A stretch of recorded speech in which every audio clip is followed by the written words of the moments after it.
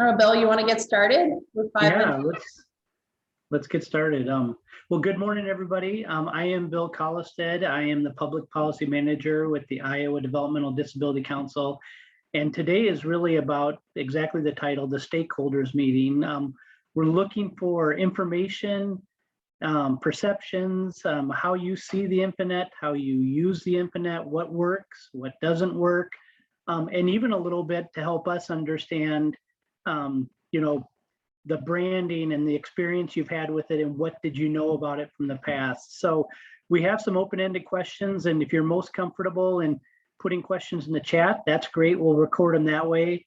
If you want to unmute yourself, and some of them are really kind of quick questions, can be answered pretty quickly, and some of them are a little bit longer, but we really want to find out what you think about the resources and the information available. And again, like what's missing and what's not missing, and how you use the tool to make yourself an effective advocate or to stay in tune with what's going on, or we hope that's why you use the infoNET. So here's some open questions about the infoNET. The infoNET, when we say infoNET, we're often talking about our website and the publications that come out with that, and Amy's got that pulled up. But we're kind of curious, just to help us kind of understand about branding our infoNET.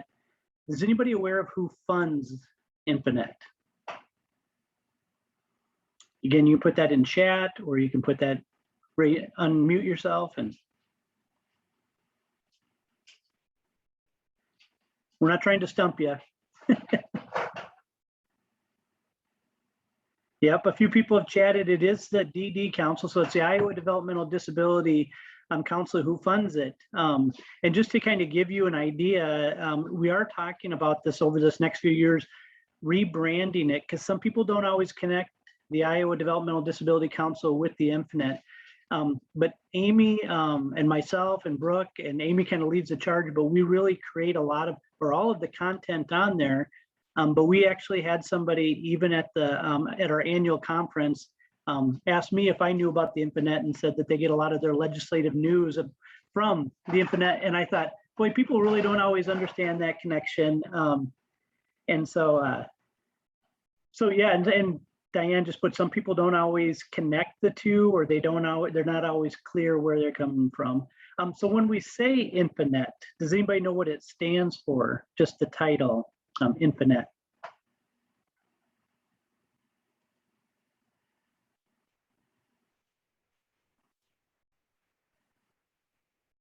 You won't be alone if you don't. Yes, Suzanne String and Lindsay. Yep.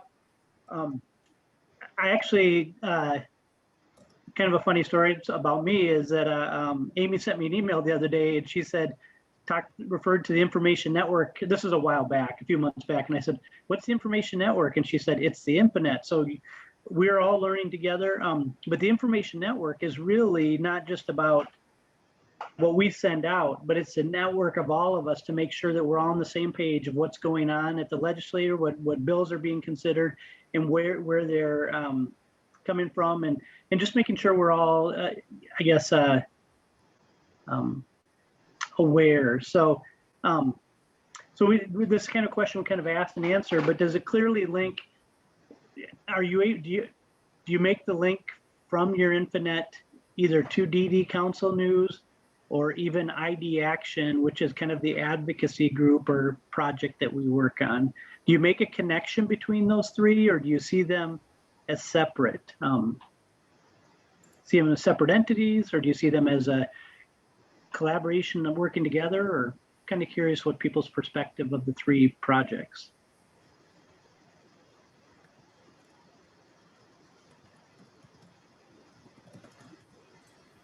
Bill, this is Jim Pender with IDPH. I admit I was multitasking for a second. Could you repeat the question? Yes. So let me try to state that a little bit differently. But the infoNET, do we clearly link our ID Action project and even our overall DD Council with the infoNET? Do you make a connection between the three? Do you kind of interchangeably go between the three, or do you just go to infoNET, or do you just go to ID Action? Just curious. I do make a connection, but I think maybe it's more because I'm in the system, so to speak. Yeah. Whereas if I wasn't, maybe it'd be harder to make that connection. Personally, it might be nice if it was just streamlined and seamless and all under one. Even named the same thing. I don't know. Yeah. But Yeah.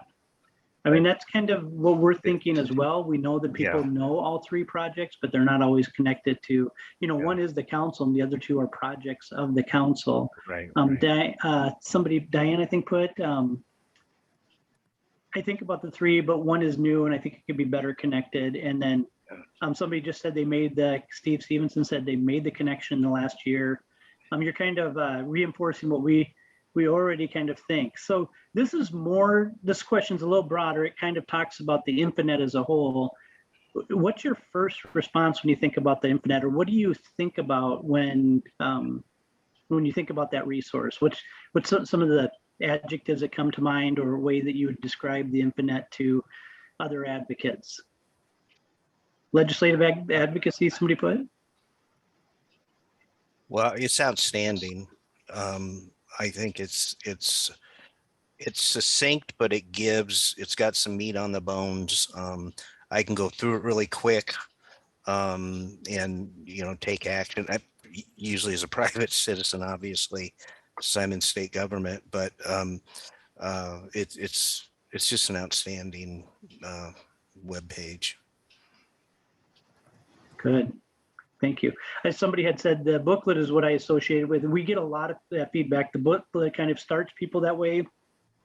I love that somebody said this is an easy way to contact their legislators. And that's one of the things we've seen a huge uptick this last year in people reaching out. We're really excited about the numbers of how many people have contacted. We've had people contact the president, the vice president. We've had them contact their senators on the federal level, and then the state. And we're really impressed when we can see them come through there.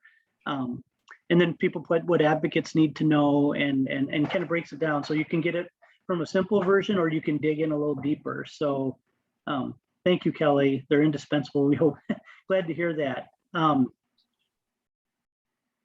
So just kind of a quick poll. We kind of did ask this, but maybe you put this up as a thumbs up or a thumbs down. But before today, did you know it was a project of the DD Council? Oh, we have it as a poll here, so it's coming up.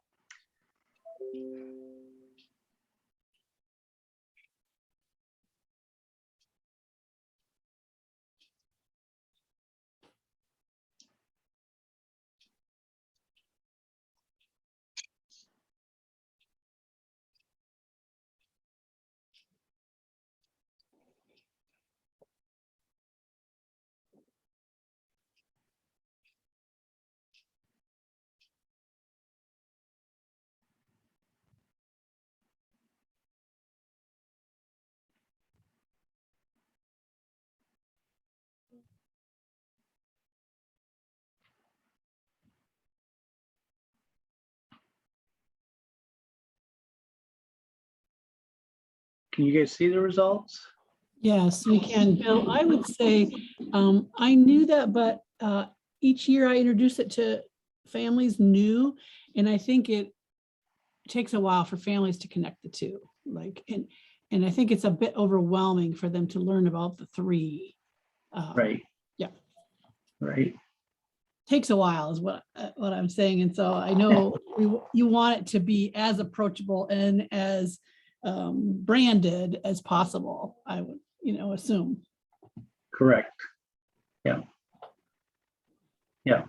Yeah, it's I'm going to turn this over to Amy here in a second, but I think this is something that Brooke and I and our council have been wrestling with for a while, because I think that we want people to find, it's not about that they have to know it's a project of the DD Council, but it helps us stay engaged from that process. So some people are really engaged with ID Action, or they're really engaged with the infoNET, or maybe with the DD Council. And we just feel there's a lot of opportunity and power in us being kind of seen as one operation. And I understand the importance of people being able to get immediately to the infoNET. But you guys affirmed a lot of what we kind of suspected and knew, but also really appreciative of the feedback of how you use the tool. And so Amy's going to walk us through a few more details here, and I'll turn it over to her.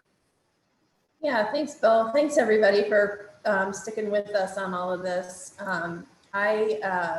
I think the word that we were looking for was seamless too. I mean, what Bill and Brooke are looking forward to is creating a sort of seamless process so it doesn't get overwhelming. That's the one thing we don't want to do with advocates is overwhelm them. And already we know people are just overwhelmed with the process and what they know or don't know or what's that term? Unknown unknowns. So I know we already know it can be intimidating. And so this is why we wanted a lot of you to just give us your honest thoughts, because we're in a process of moving in a, I don't want to say different direction, but we have an opportunity to kind of take a different step forward in trying to make this easier for people. And so this is a really timely process. Some of you have been with us a long time. So you know that just a couple years ago, we changed the infoNET website, which really made it, I think, a lot easier to find things. And this is our current site, thanks to Diane and her crew for making it look pretty on our front page. But it is at infonetiowa.org. I believe you can get to it at .com as well. But we try to refresh the content on this pretty regularly. You can see we've had our survey, which I believe at last I saw 63 people had taken it. We've left it live through the end of the year to talk about what people can give us feedbacks on what issues that are important to them coming up in the next year, so that we really can hone in on those issues when we're writing about progress in the legislative session. But these boxes we change fairly frequently, although we would like to keep the legislative guide up there. I noticed that as I update them, we've had a couple special sessions. I update them online. We don't reprint them, but we update them online. We just had another one resign yesterday. So we'll have a Senate special election up in the Spirit Lake, Great Lakes area with Senator Zach Whiting. So I'm going to be going in there and making another update on that. But I just wanted to ask a couple questions about this. And we can do this as a thumbs up or a thumbs down. You can physically show us your thumbs, or you can go down to the, oh, where is it on the little, there should be a thumbs up and a thumbs down on your little taskbar that you can put, or reactions, that's the word I was looking for, thank you. Or you can put it in the chat. But did you know that infoNET was both a newsletter and a website? Got a thumbs up. Couple thumbs ups. It's okay if you didn't.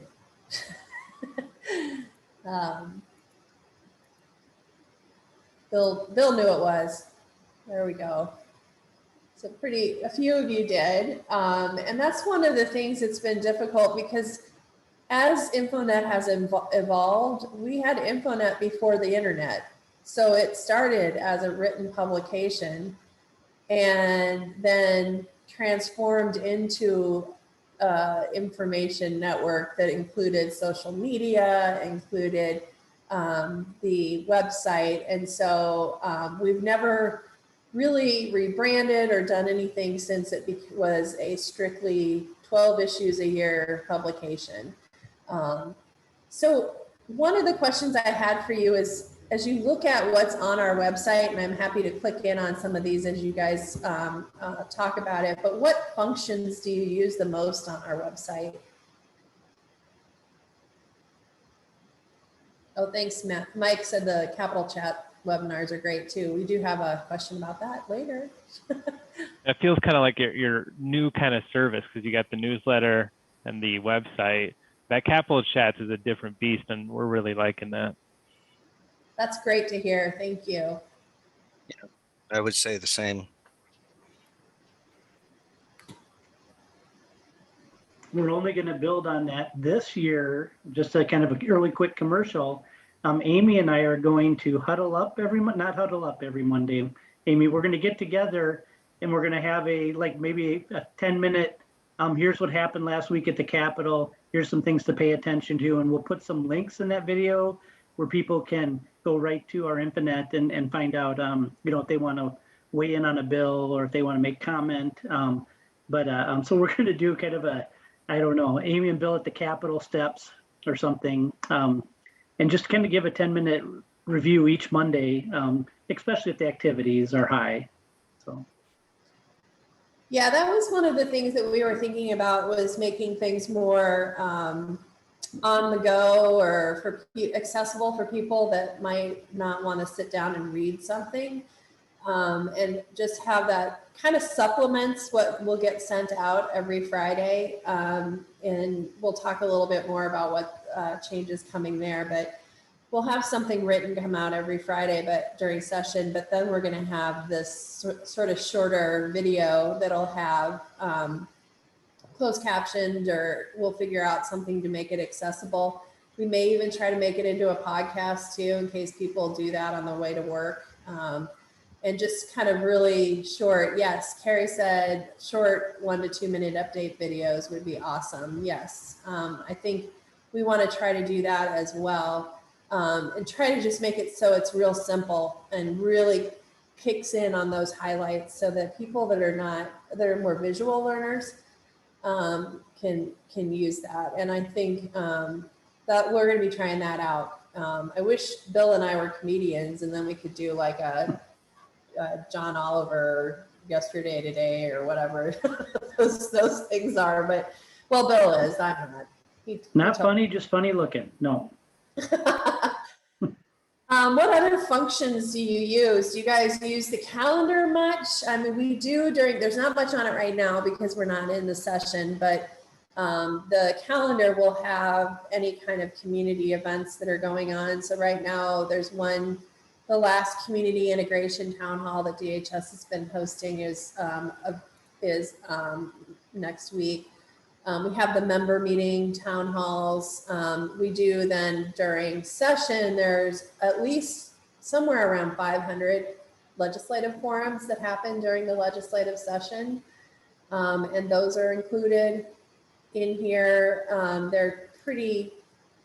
They usually have the information you need. So in this case, it's a registration information. If I had a community forum, I'm not sure that it'll show any of the old forums on here. It doesn't, but it'll usually have the legislator who's there. A lot of those we didn't have during COVID, obviously, and some turned to virtual. This year, I think there's probably going to be a good mix again of virtual and others. Lisa uses the bill tracker. Yes, this is undergoing a revamp right now too, so it should be a lot more information, a lot better presented. But the bill tracker is updated daily during the legislative session. Our challenge is always trying to get it so that you could really put a lot of bills in here. So we've tried really hard to keep it. And it's been about 100 out of, 50 every year or so that end up on there. But you can get a lot of the details, the date, passage. But what you're going to see in the future, it'll be automated. So all of the actions will be completely live. So the minute it's updated on the legislative's website, it'll be updated on our bill tracker.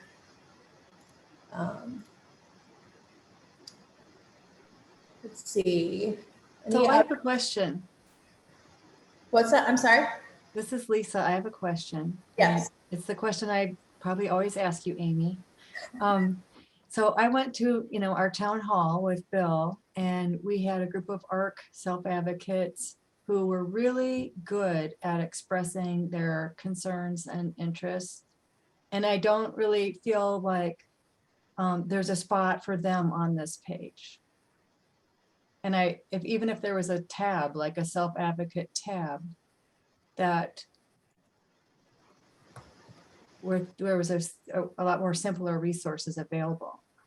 Because we all can find whatever resources we want, but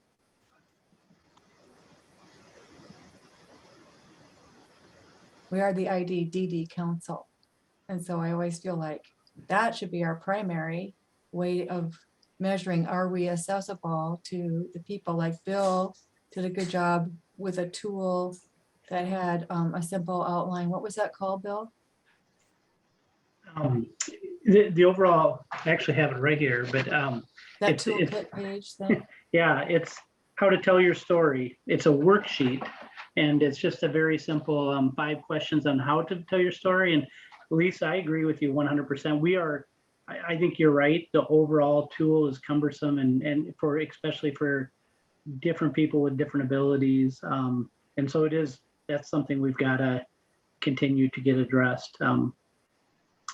And I like that idea. I think the idea action site was an idea behind that, but I think that's also complicated. And even with or without challenges, I think, Amy and I've talked a lot about, that's what we were wondering is, do people really just use the Take Action Center, or do they just use the bill tracker, or do they, and once they have that tool, I'm about to be invaded by a cat here. Once they have that tool, can we make it simpler so that anybody can access that? The voting bill, for example, last year, I think we tried in a few different ways in our publications to make that really simple to understand how that affected people with disabilities, but it can always be done better, a lot better. Well, like the president of the ARC, Jeremy Beavers, who has Down syndrome, was a great leader. But he does have, probably, limited reading, and I mean, he is a reader. But I'm just saying it's not easy to come here and to know what button they should just push for when they want to fill out their shell form and send it. And so I just want to keep always bringing that forward, and Brooke's probably tired of hearing it, but that's what our council is, a IDDD council. So, but. Lisa, I'm glad you brought that up. That is probably one of the biggest drivers of this discussion, is how we can, because we are going to be reformatting things. And so trying to figure out how we organize it so people can find things quickly and what they need, and that it is accessible. So one of the things that we are talking about doing and will be doing is we'll have more how-to videos that are going to be really to the point and brief. So it's just not laid out really well on the website right now, but there will be something that explains how you tell your story, how you contact your legislator. And that's the kind of things that we want to try to create here that we think are missing, but we're hearing back from you guys that they are missing. And what Lisa and Bill were talking about, I brought up real quick, was a message worksheet that's in the advocacy toolkit. We used to actually have a direct link to that on here, but the page got really long, so we just have the link to the advocacy toolkit. So, that's what we tried to do here in organizing this, but I agree it's not as simple as it needs to be, or not simple, as direct as it needs to be. No, Lisa, and we do really appreciate that feedback. I know, so just two efforts we're doing this year is Amy and I are having what we're calling a editorial board, which is a group of people that are either on the council or they're people with lived experience that have disabilities or family members. And we're going to look, it's kind of the question of when you come to infoNET, what do you use most? Is it bill tracker? And then that will kind of direct our attention, making that more accessible for everybody. But what we've heard historically has been the infoNET newsletter, which gives a summary. But we're kind of caught in this time where the infoNET, by the time we print it, even if it's once a month or once a quarter, it's kind of a look back. And we also know people want information more timely. So we are going to pull that group together. And one of our big projects this year is either to prioritize and simplify that infoNET email that comes out, or the website. So you know, there's so much information out there in those bill trackers, and trying to figure out how to get that done, but that has to be a priority. So one of the things that prompted us was Ashley Hinson, and I don't know if anybody's seen this because it was on our website for a while, but when she was a state rep, she's a congresswoman now, she did a walk through the Capitol on how a bill becomes a law, and it was just so well done. And because you visually see her walking it through the process, we thought it would be nice to have more of that kind of thing where you actually walk somebody through the process in 3 minutes. I mean, not something very long, so that you can really, you know, learn from a watching standpoint. And so that was some of the intent. What we thought was missing on the website as well. But it sounds like we are missing some things on the resource side, and maybe I think we even had trouble deciding what to title resources. You know, was it toolkit? Was it tools, or advocate, or self-advocate central, or something like that? So this is certainly easier than it used to be. It's certainly not easy enough. One of the things also I think we're going to talk about the Action Center in a second, but are there other things other than what Lisa has mentioned and others have talked about before that we're missing on the website, or that we should consider?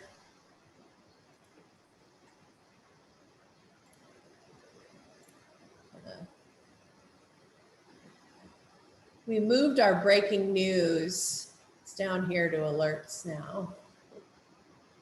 I don't know if that's too, people see it or not. you know, not that Amy and I are you know, right on the edge of the brand new news, although last night, and I think at times, Amy's been able to be on the Capitol and put some information out on Twitter and Facebook. But if you have received breaking news from us before, where have you gotten that? By email, by Twitter, by Facebook,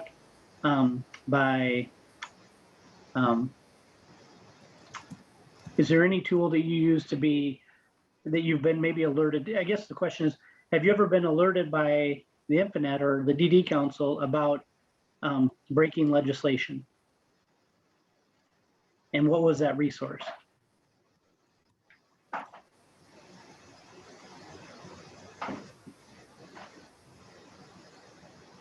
Heard email. Yep. Yeah. Good. Yeah, I would say I have definitely via email.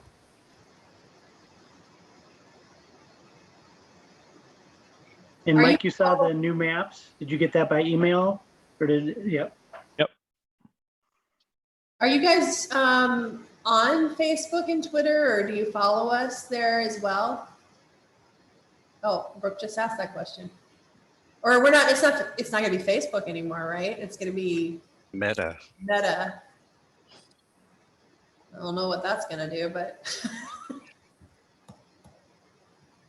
according to only people my age demographic, that is old, use Facebook. That's what my daughter told me this morning, so. Or do people use other types of social media like Instagram and stuff that would be more useful?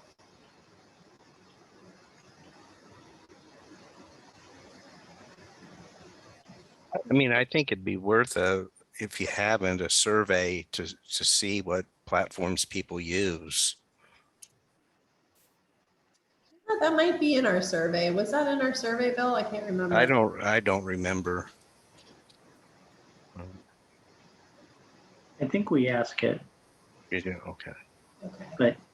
but it is, I mean, if we didn't, then we definitely need to be asking because we're putting some of that information out there and trying to make it there. So So Lisa like, uses Twitter. Yep. yeah, and I'll be honest with you, some of you that are on state servers, we've had issues with bounces. So sometimes we have to post in multiple places because we're afraid of bouncing back. DHS is notorious for that. Sometimes even Bill and Brooke don't get my emails. Well, we can move on to the Action Center. This is something that Amy, before we go to the Action Center, I just wanted to comment. Sybil asked on the question if there was any family members on there, and I saw a few members had replied, and I just kind of wanted to put that out there. If people want to, I think a few people replied, that was good and thankful.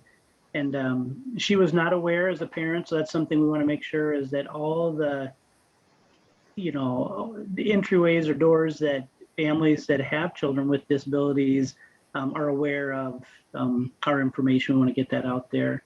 Go ahead, Amy. Action Center. Yeah, Action Center. Well, this is not a piece that comes cheap. It's a significant investment on the DD Council's part to make it super easy for people to contact their legislators. And you quite honestly only need to know your address to be able to do this. You don't need to know who your legislators are, who your congressperson is. In most cases, you don't even need to know what you want to say, because we'll put something together. But just a quick thumbs up or thumbs down. How many of you have used the Action Center before? And I know this is a trick question because if you're like me, you're probably just like, I already know my legislator's email. I'll just go ahead and type it in and send it to them. Because I know people like some of you that I know have those conversations regularly with them. So some prefer to just do it the old-fashioned way and send an email versus use it through a portal here. Try to see the chat here. Amy, I started writing this out, but when people call the Iowa Compass line and we talk about legislative advocacy, and I'm like, maybe there isn't a resource or maybe there's something that's not working. This Action Center is where we walk them through to get updated on through infoNET and get connected. So I don't know if that's helpful, because these are folks that are like, don't have any idea who their representatives are, never gotten into advocacy, not just intellectual developmental disabilities, but I think that's helpful. Lindsay said that she uses it all the time too. And when we did have in-person conferences, we usually have it up and ready for people who want to walk through it with us to use it. We've done this on our Capitol chats. Right now, there's not a lot of action stuff, so we have just sort of an open one that people, there's the congressional one, and then there's just an open state one that just has this. And so this is pretty just, you can talk about it, any issue, so we give guidance, but a lot of the times you will see things like, I think this one we have the message already written out. Which you are right. I think somebody mentioned earlier, the standard email that's already, sort of standard language is really effective on a federal level because they have a tally, how many they get from one or the other. At the state level, it's not as effective because they want to hear it in the person's own words. So we always allow even our standard ones to be adapted. And try to encourage people to do that if they can. Just kind of add even a couple sentences on why it's important to them. Is there something in here that would make it easier for people to use?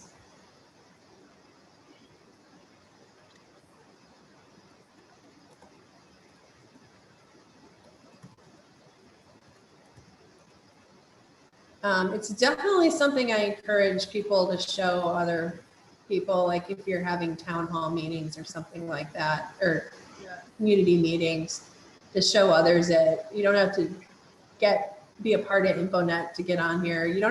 We don't even say you have to use it for certain issues. You can talk about anything. I think last year we had people talking about climate change and can't remember some of the other issues we've had in the past that are of interest to them.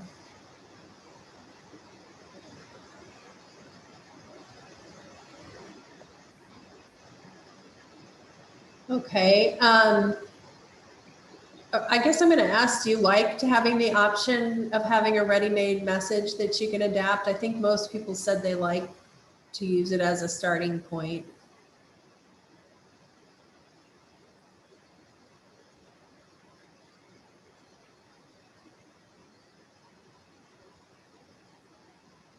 I think that's helpful. And it's easy to just tailor it after that.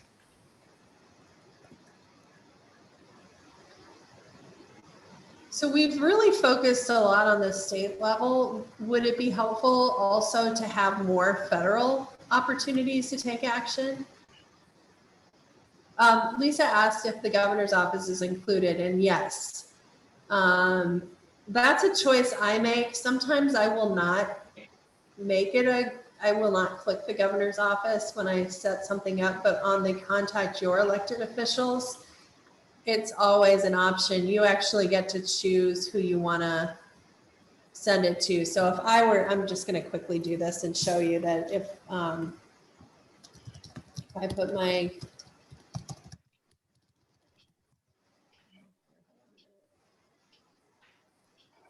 so right here is who you can send it to. That is interesting. It doesn't say the governor on there. Lisa, you caught an error here. It should have governor there. Interesting. I think you can though. Let's see. I'll see my home address now. Okay, if I go in to send a message,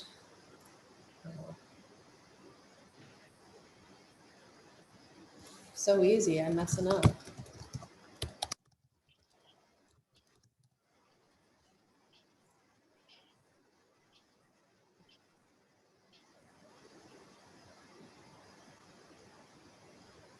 Oh, I've got a new computer. I just told everybody that I have kind of a messed up computer. But anyway, it will show you who on here when you add all of that information in, who your legislators are. I will go in and fix that. I know we used to have the governor. I must have accidentally, when I was modifying a post session, taken that off. Because we had the president, vice president, and your senator, your US representative. It should say governor and lieutenant governor, senator and representative. And we can actually, if there's something going on at DHS, we can actually tailor that to include just like DHS director. And we have had people contact the governor's office, so I don't know what happened there. We've already gone through the calendar. I forgot that we were going to do that, and the resources. You know, just moving on to the newsletter. You know, Brooke and Bill are kind of have been our de facto editorial board, but I'm happy to announce that we have several people who are going to form our infoNET editorial board to help us really make sure that we have the right topics that we're covering and the right issues that we're focusing on.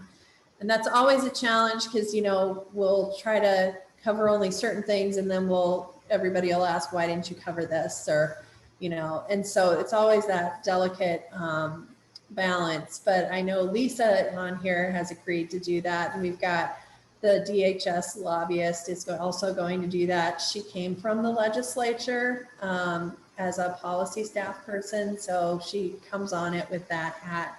We've got a family member, a person with a disability, so we're really excited about having that board help us really look at the issues and really make sure the content is readable and make sure that and accessible, and make sure that we're really focusing and honing in on the things that people want.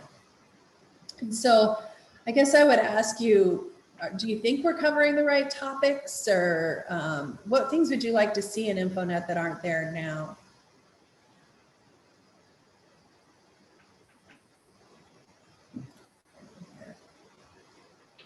I'll go into our archives and show one from session here. Issue 0. Amy, really quick, somebody asked the question about if we knew how many contacts had occurred. So I just pulled up just last quarter's report that Amy creates for us. Last quarter, we had 26 messages sent to federal or state officials during that quarter. And so that quarter is right at the end of the legislative session. I want to believe I was trying to find the quarter before's report, and I want to think it was 3 times as much as that last time, which was an increase from the last 2 years. So, but just some other quick stats as you're looking for that information, Amy. We had over 1,800 people visit our website. We had 12 public forums over that last quarter to provide opportunities for people to engage with their legislators. And then we actually had 4,000 readers of our publication by email. So we know our numbers are up. We're just trying to continue to make sure that it's user-friendly, as Lisa put, and we want to make sure it's accessible to people and that it makes a difference, or that, that they feel as they contact their legislator, they feel like they're informed and ready to have a conversation. I think what I hear from people is, I would contact my legislator, I just don't feel informed enough. And so we're trying to figure out how to get them the information they need to be able to say, this is a problem, or this is what I'd like you to support. So just some quick stats. Well, that seems like a good time to move on. With the clock in the background, we can always circle back, or you can add things into the chat. But just kind of doing a wrap-up review of where we're moving, and then I'm going to turn it back over to Bill. Bill mentioned the capital chats, and we are going to continue to do those monthly.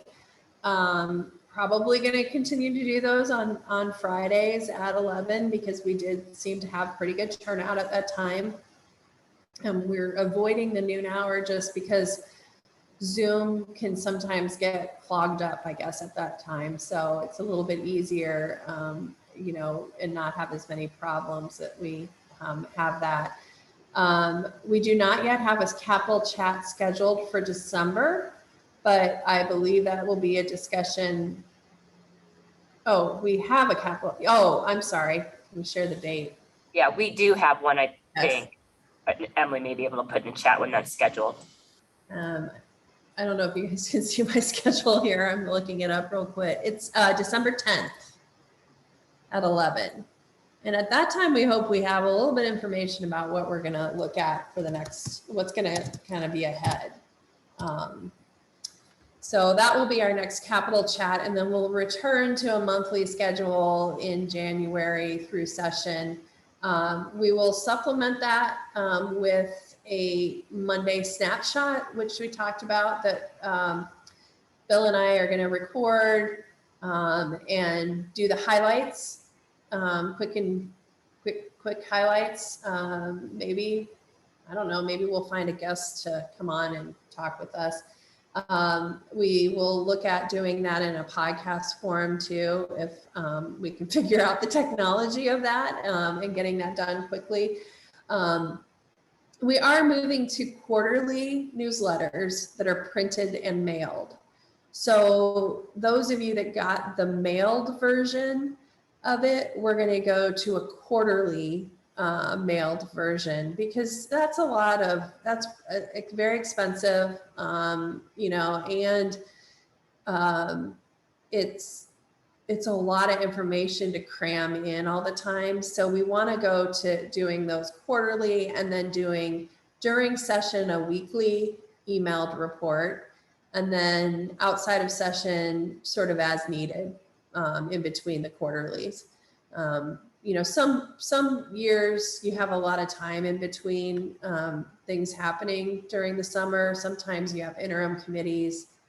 We'll have a lot of information about voting. We will always have our voting edition. I think especially important now with all of the changes with the voting laws, to make sure that we have an issue coming out before the election, to be able to make sure people know the dates and everything. We are going to do, we mentioned the just-in-time videos to help do more how-to things for those that don't want to pick up the advocacy guide, which we kind of had shown. Actually, after this meeting, we're going to have a meeting on reformatting our advocacy guide, which is under resources. You can find the guide to the legislature, the advocacy toolkit, you know, right there. So that we're going to be reviewing and redesigning that this afternoon. So those are some of the things that we have planned ahead for next year. Bill, I'm going to kind of turn it back to you to wrap up, and then we can ask if anybody has any follow-up questions to this, or stakeholder, anything you want to, feedback you want to give, or just questions you have, or if you want to even ask questions about what happened yesterday in special session, you can.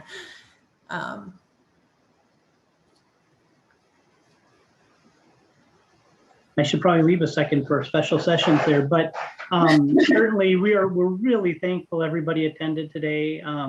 We continue to ask for feedback. Somebody had said, well, we're a small group of people, but we do have a lot of partners that help us get the information out there, and that's what we really rely on. All the resources, whether they're family members or people with lived experience, or other people that are in the same field, that they're sharing our information so that people are informed. That's probably our driving fact. But we know it's tough to get to where people are at, so they get the information, and we want to make sure our information, as Lisa pointed out, is accessible. That is one of our bigger goals. We've been following a lot of different other advocacy sites that are also working towards that same end, to make things simpler. What I didn't understand last year when I went into the first legislative session in my role was, I mean, I think that in January, they proposed a little over 600 bills in that first week. And I thought Amy was joking when she said that. And it does get condensed down, but it still is a tremendous number of bills that come across the legislators' desks. And so us trying to kind of break it down and sending that information out to people so they can digest it's really important. So we want to expand our resources and our accessibility, but we want to know what tools work for people. And so that's one question that we have. And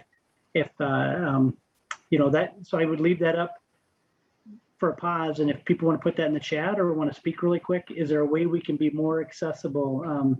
Lisa really hit on a part that we think is really important. We need to make it simpler, and that's for everybody, but specifically also for people with disabilities, so they can digest it and understand that something's being considered that could affect them adversely. So any comments there? How we can be more accessible? Is there a new social media site that we should connect?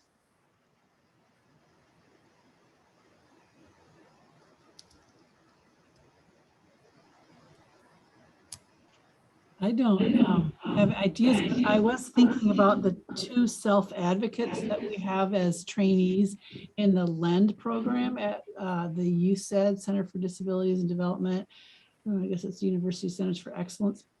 And so this is a leadership development program for pre-service professionals like dentists and PTs and OTs. And there are family trainees and self-advocate trainees along with the pre-service ones. And we have 2 really good self-advocates right now, and a meeting with them just to have them look at your things and say, how accessible it is. I know you have members who are self-advocates on the DD Council too, but I just wanted you to know they're concentrating right now on disability training. And so they may be, a little more focused for you as a test audience. I could put you in touch if you'd like. Yes, please do, Diane. That's great. Yeah, that's a great idea. I'm typing that really fast.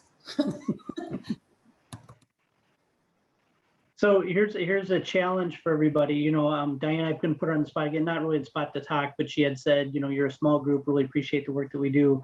But I'm going to ask each of you guys to find 3 people that may not know about the infoNET and tell them about it. We do need people to tell our story. Sybil made the comment she didn't know that we were here and that we were available and that it was a resource. And so maybe Sybil doesn't have to, but everybody else, Mike and Diane and Lindsay and Kelly and Steve, you guys have to find 3 people, and I'll email Jim, 3 people, and tell the story about the infoNET. And really, we do spend a lot of time on each of those tools, whether it's the Action Center or the newsletter or even Twitter and those things. And if there's something that's not working or you don't think is connecting to people, we do try to track that information. Let us know. We don't want to waste time on stuff either from that end. But does anybody have anything else they want to ask us or tell us about our website or the infoNET or the yeah, go ahead, Sybil. I just wanted to say thank you for including me, and I'm looking forward to being on the mailing list. I sent Emily a note, and I also sent her something in the chat. I am actually filling in for my friend Marilyn Straw, who usually joins this group, but she had an accident. Did you know that? She fell and was injured. She's okay, but she asked me to fill in today. So yeah, I'm looking forward to following up with the infoNET and seeing if I can find a few people who would also be interested in it. So thank you. Great. We're glad you're here. All right, everybody. Well, I'm going to give you your Friday back. Even though it's raining. No, maybe it's not raining where you are, but A whole 4 minutes. Amy, you can do a 4-minute. Well, I want to give them their 4 minutes back, but do you want to give a 2-minute? Yeah, we'll give them 2 minutes back. Give 2 minutes on the special session. Oh, yeah. Well, we had a special session yesterday. Big news. And 2 bills passed for those of you that got the email this morning.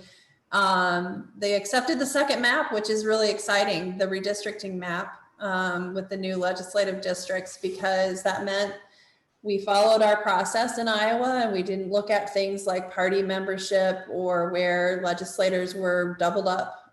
We looked at only those important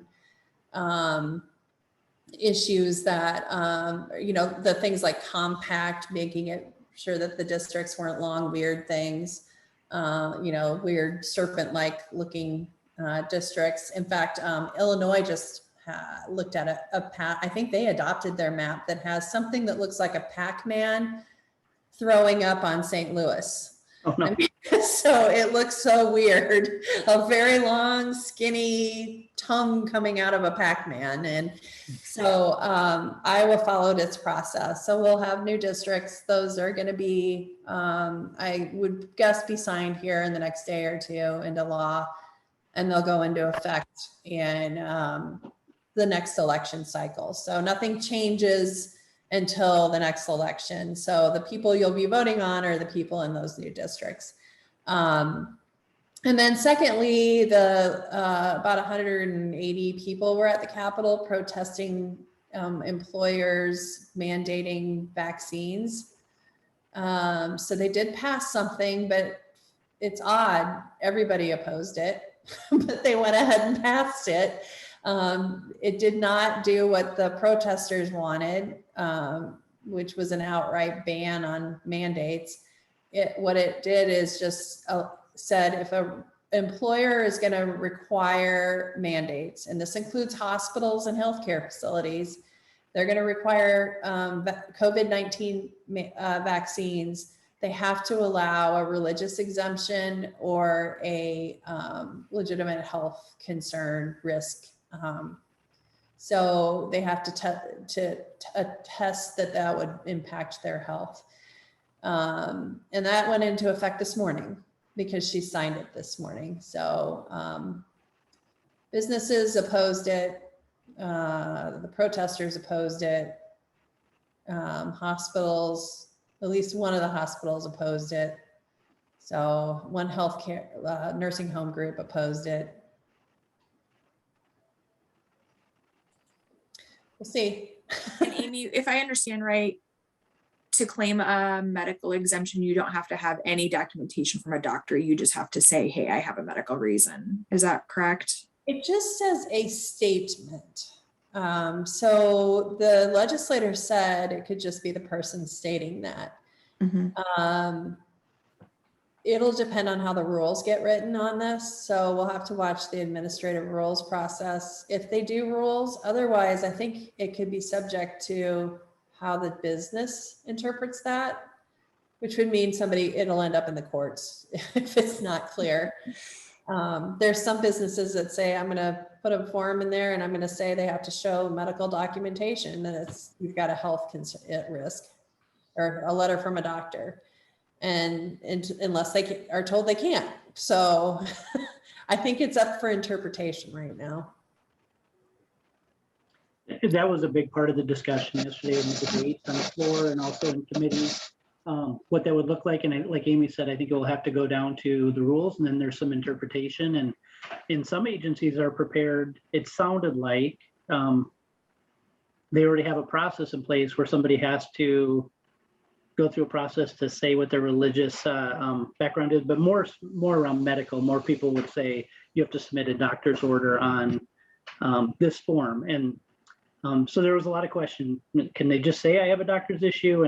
And I know none of that was really answered clearly, but that was discussed.